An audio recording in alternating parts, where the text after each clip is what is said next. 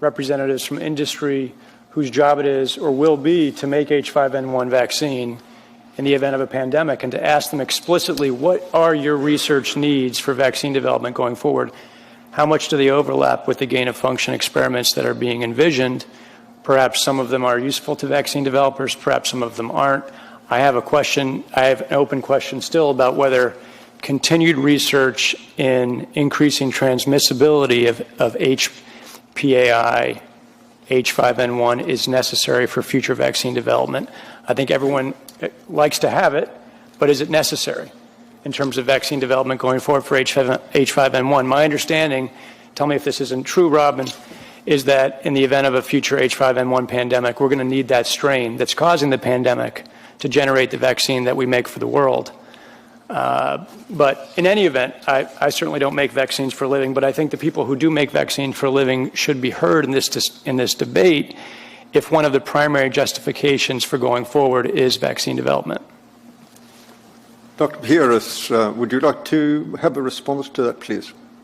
Yes, I mean, I think the benefits from this type of research is not to specifically identify the strain that's going to be matching the pandemic exactly, but number one, to prioritize the fact that a lethal virus such as H5N1 can become pandemic. Because if you just think back to 4 or 5 years ago, there was increasing belief that this virus had been kicking around for 14, 15 years. It has not made it so far, and it will never do so.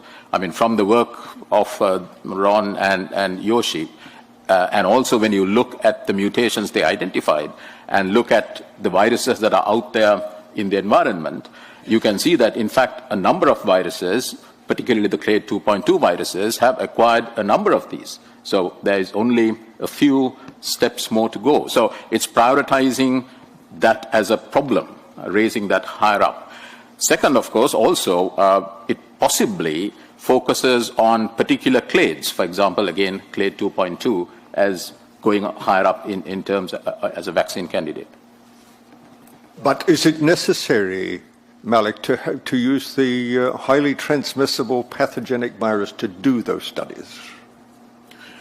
If you wanted to answer the question of whether H5N1 can acquire mammalian transmissibility, there is no other way to do it other than use the highly pathogenic H5N1 virus. Now, if you're asking whether you could, for example, delete the cleavage site of that particular virus and do this with a less pathogenic strain, possibly, but I think by deleting the cleavage site, you change quite significantly the viral load, the replication characteristics. So it probably will not give you the crucial answer. Please. Thank you. Relative to vaccine production, for Tom's question, would these be, is there a direct effect there? Understanding what these mutations and other mutations may have regarding transmissibility and pathogenicity, but would they, in vaccine production, do they affect the ability to produce or manufacture that particular vaccine strain? We learned only too well during H1N1 as we went forward that the vaccine production was very slow as the virus was, we could adapt the virus. If we know ahead of time what those possible mutations are and be able to then see what their effect is of the ability to grow the virus, to make the vaccines, and even the effect of those in where we do not use the virus, the effect in producing those vaccines, it would make the availability of those vaccines much sooner. So there are contexts in which that can be done without being in an environment where they have to be in a high-risk situation. But we do need to know what the effects of those types of mutations in the actual production of the vaccines.